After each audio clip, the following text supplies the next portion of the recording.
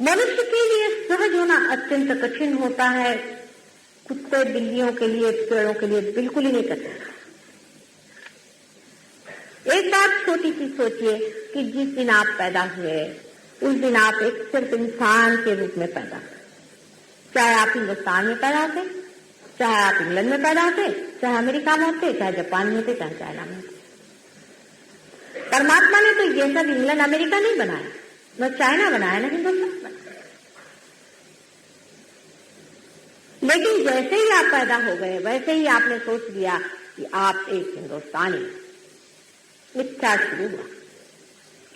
दूसरी बात उसने फिर सोच में आ गई कि आपके ये माँ बाप, दूसरा मिथ्या। तीसरा मिथ्या शुरू हुआ कि आपके घर बार वाले हैं, ये गांव आपका है, ये बंबई शहर हमारा है। उसके बाद शुरू हुआ कि हमारा ये नाम है, ये हमारा काम है, ये हमारा ओहदा है। ये सब मिस आइडेंटिफिकेशन ऑफ लाइफ, सब मिथ्या है। सब मिथ्या को हम कितना अपना समझ लेते हैं, उसके लिए जूझते हैं, दुनिया से लड़ते हैं, उसे आफत हटाते हैं। लेकिन जो कुछ भी मिथ्या है वो मिथ्या ही है, मिथ्या रहेगा और मिटता रहेगा। जो सत्य है तो एक ही है कि आप मनुष्य हैं और मनुष्य से ही आप अति मनुष्य हो सकते हैं। आप सुपरमैन हो सकते हैं, जिसमें कि आप उस दशा में पहुंच जाएंगे जहां से आप देखेंगे कि ये खेल क्या चल रहा है।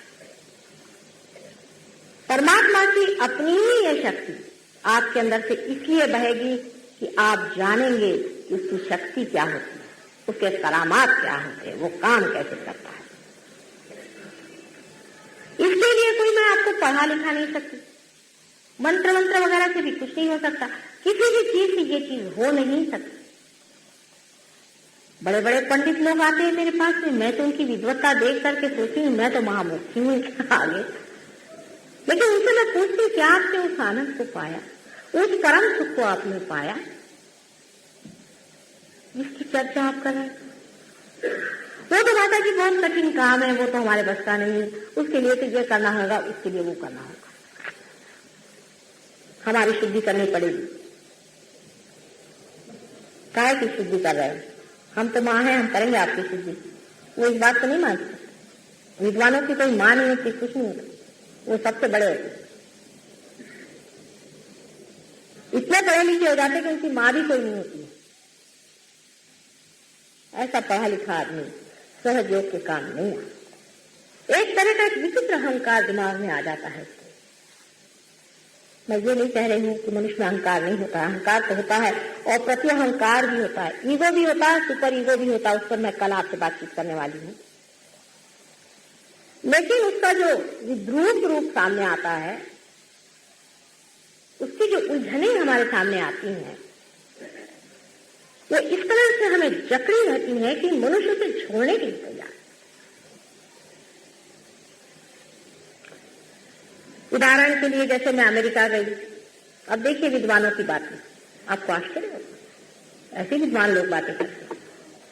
मुझसे कहने लगे कि माता जी आप ये जो कर रही हैं इसका कुछ रुपया आपको चार्ज करना चाहिए, कुछ फीस लगानी चाहिए, क्योंकि वो फला फला आए थे, वो $275 लेते हैं और आप मुफ्त में बांट रहे हैं, तो लोगों को इसकी कोई कीमत नहीं, जो इनको डंडे मार के देगा उसी से। मैंने कहा क्या महामूर्ख है, इनसे कैसी बात की है? मैंने कहा भाई तुम मेरे प्यार की जो कीमत लगाना चाहो लगाओ, कितना दे सकते। अब जब तुम अपने माँ के प्यार की भी कीमत लगाने को बैठ गए, यानी इस महामूर्खता को क्या कहा जाए कि वो परमात्मा को भी सोचते हैं पैसे से कमा सकते। मनुष्य को इतना अहंकार इस पैसों से हो गया है कि वो सोचता है कि परमात्मा को भी वो कमा सकता है। वही हाल हमारे मंदिरों में हो गया है, मस्जिदों में हो गया है, चर्चों में हो गया है। जहाँ जाइए वहीं वो धर्म की दशा हो गई है। इसका क्या ज्ञान, इसमें कौन सा ज्ञान, इसमें कौन सी विद्वत्ता है? मुझे बताइए आप कि आप मंदिरों में कहते हैं कि भाई चलो मेरा 101 रुपये चढ़ावा ले लो और मुझे मुक्ति दो। आप पैसों से परमिट खरीद रहे हो। आप भाई मैं तो बड़ा दानी आदमी हूँ माता जी, मैंने तो उस मंदिर में इतने रुपया दिए, और पता यह हुआ कि उसको जो पुजारी साहब को मैंने देखा तो पता हुआ कि महाराक्षस, मथुरा में जहां पे कृष्ण बसे, जिन्होंने सारी अपनी लीलाएं की, आपको आश्चर्य होगा कि मैं मथुरा में गई तो देख के दंग हो रही कि वहां के जो पुजारी लोग हैं उनमें से जिन से मैं मिली, औरों का तो मैं नहीं कह सकती, सभी वही अनुचर हैं जो कंस के अनुचर थे और राक्षस रहते थे और आज सबको लूट रहे। कोई भी धार्मिक आदमी पैसे की लूट नहीं बता सकता, दूसरे के पैसे पे रहने की उसमें आदत नहीं होती, उसकी दानत ही ऐसी होती है कि उसको कोई खरीद ही नहीं सकता, उसका खरीदने वाला पैदा ही नहीं हो सकता। उसको जो खरीद ले वो क्या धार्मिक होगा? मनुष्य की बुद्धि इतनी बेवकूफ है कि वो धर्म को खरीदना चाहती है। कितनी असहज बात, इम्पॉसिबिलिटी है।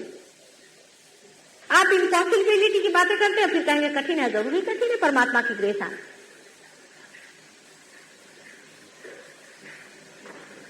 कितनी असहज कल्पना है कि आप परमात्मा को पैसे देकर खरीदें। लेकिन आप देखिए, मैं जब से पैदा हुई हूं मैं देखती हूं कि धर्म के नाम पर सिर्फ यही धंधा चला है।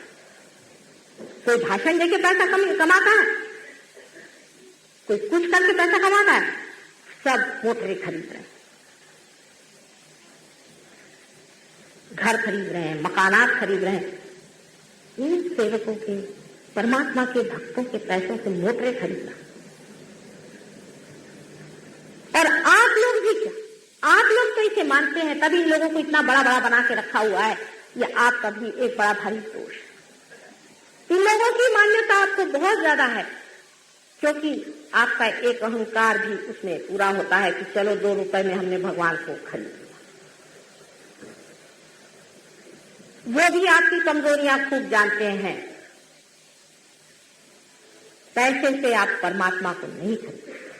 ये बड़ी ही असहज बात है। जो जीवंत चीज है उसको आप खरीद नहीं सकते। प्यार को खरीदने की बात करना उस प्यार का महा अपमान है और महापाप है। और इन लोगों को भी जान लेना चाहिए कि बगैर परमात्मा से अथॉरिटी लिए बगैर जो आदमी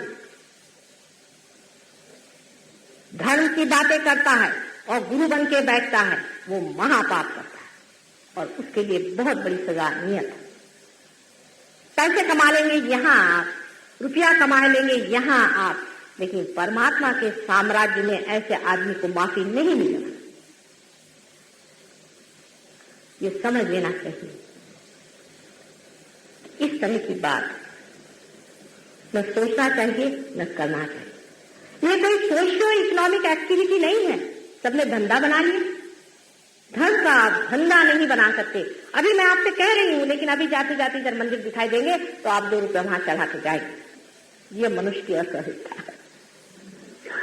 इसका मतलब ये नहीं कि मंदिरों में परमात्मा नहीं, लेकिन वहां बैठे बिलख रहे हैं कि हे राम, मुझे तो तुमने यहाँ बिठा दिया और ये सामने मेरे एक राक्षस बैठा हुआ सब पैसे नोच रहा है, मेरे भक्तों से नोच रहा है, वो रो रही है माँ वहां अंदर में। विकल्प की कहाँ ये बिठा दिया, इस दुष्ट को इसका ठिकाना करो, मुझसे देखा।